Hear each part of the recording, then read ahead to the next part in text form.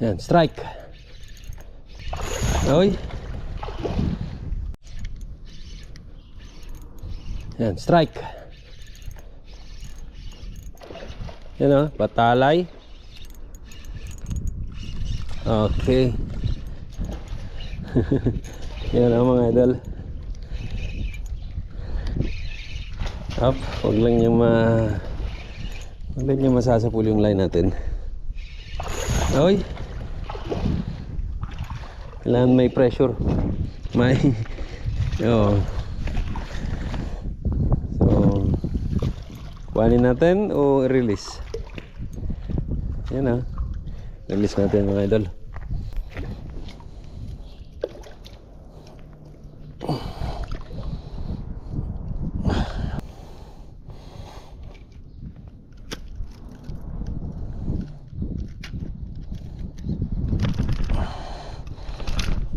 Yun.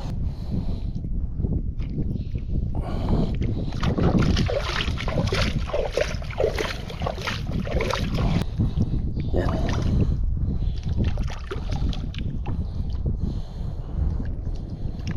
Go. Go. Yan, antayin muna natin umalis.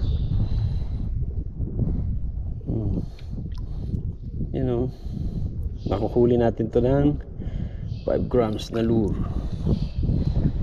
Ayan mga idol, buhay yan, nagre-recover lang. Gumagalaw na yung kanyang buntot. So paalam kaibigan.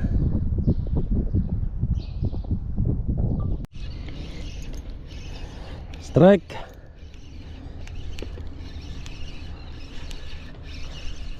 Ano yung isda to? Ano yung isda to mga idol?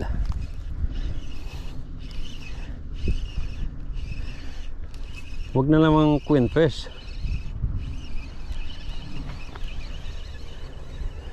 Saan ka? Yun. Ay, na-unhook. Sayang. So ayan mga idol, surrender na tayo. Mainit na. 1:30 PM na. So ang pinakabuod ng ating fishing adventure ngayon ay meron tayong isang naland na needlefish.